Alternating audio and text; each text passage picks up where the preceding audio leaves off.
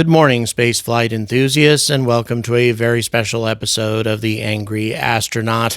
This is going to be a little bit different than most of my content. I'm just going to sit here and share my experiences from Frank Strang's funeral yesterday and my personal reflections on the man, on his life, on my personal experiences with him, and the sorrow that everybody is feeling right now who had ever come to know this remarkable gentleman. Unlike so many pioneers in the whole space flight arena, people like Elon Musk, that sort of thing, people who have a considerable amount of personal wealth, people who have a lot of business success and acumen, Frank Strang was one of the most approachable people that I have ever met. And not only that, a person who clearly valued family above all else, and he treated his entire company like a family. We hear that old adage all the time, but really in this particular case, with the spaceport that he set up, that he founded, that was definitely the case. He absolutely treated these people like family, right down to eating in the same commissary as all the rest of the construction workers, engineers, everybody else working at this spaceport did. So definitely a man who stood apart when it came to the personal contact he had, not only with the people who worked for him, but also the people who came into contact with him. And I also experienced the warmth of this gentleman and his hospitality when I visited the spaceport a year ago. It was actually my second visit to the spaceport at Mr. Strang's invitation. And in this case, he allowed me to stay for an entire month free of charge, even threw meals in with that. I was just overwhelmed and had an opportunity to film the second static fire of the RFA booster.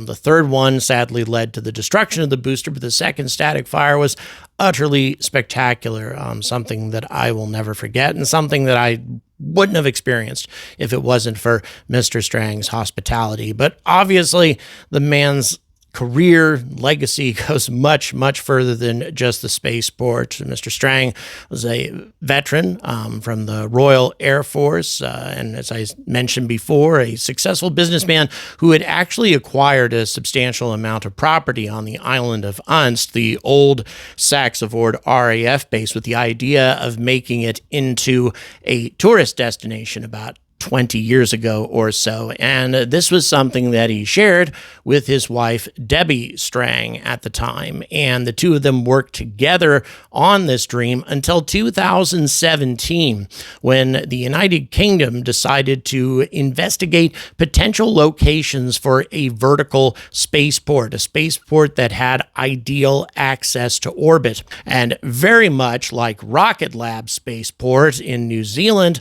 this spaceport located so close to the North Pole was just a fantastic location for polar orbits and was recommended as the ideal site, which turned out to be just wonderfully convenient for Mr. Strang because he already had the property. And in addition to that, he had an extensive background in aerospace because of his career with the RAF. And by the way, Debbie Strang also had a career with the RAF. Interestingly enough, both of these people had actually worked at the Air Force Academy for a while as sort of delegates from the RAF. And that is my hometown, Colorado Springs, where the Air Force Academy was. In the 1980s, when a lot of my friends were going to the academy, Mr. and Mrs. Strang were also there.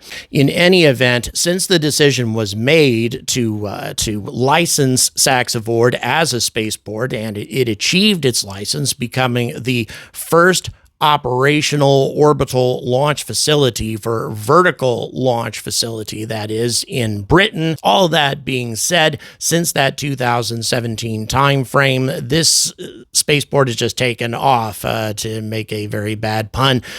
Several launch pads, 3 currently are planned, although 1 is currently operational, with a second about to become operational, and also an integration facility capable of handling 2 side-by-side rockets, therefore capable of accommodating 1 rocket from one company, integrating a payload, and a second rocket as well. A very good idea, because the whole business plan behind Saxavord was to include as many companies as possible, not restricted to a single launch provider as Rocket Lab does in New Zealand, but instead to invite as many participants as possible. And it's just been a very, very successful business plan with many companies such as RFA, Skyrora, Orbex, just many different orbital launch providers deciding to make use of Saxavord. So all of that having been said, and I can barely touch, to be honest, on everything that this man accomplished, and mostly focusing on what he did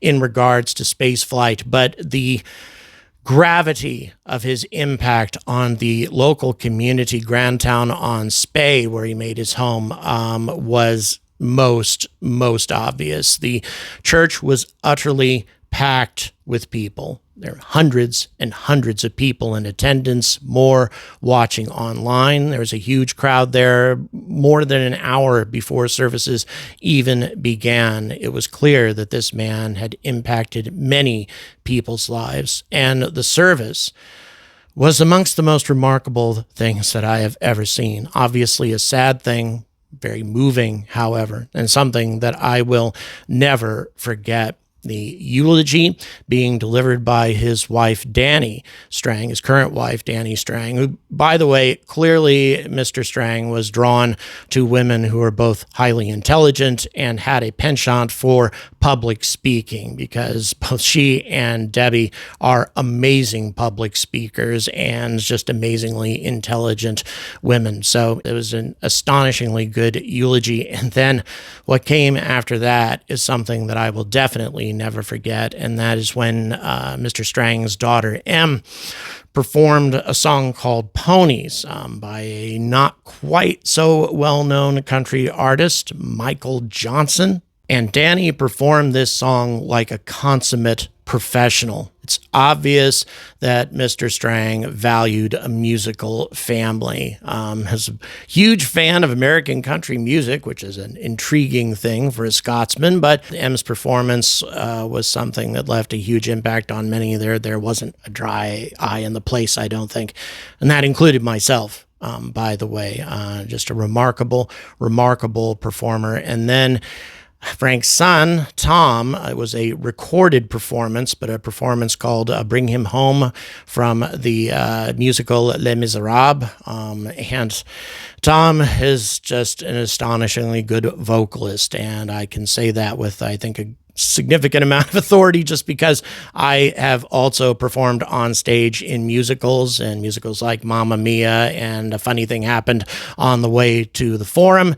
And this young man has a vocal range that is, I could only dream of having. It was astonishing just how amazing this performance was. Once again, to perform with this kind of skill at such a heart-wrenching time, again, indicates just how much these young people love music. And also, I was deeply, deeply moved to see the reactions of the stepchildren as well, young boy and girl whose names I'm not going to mention, just because I'd prefer not to make all of this in too public. But all of that being said, they were clearly deeply moved by the loss of their stepfather, and he had obviously had an enormous impact on their lives as well.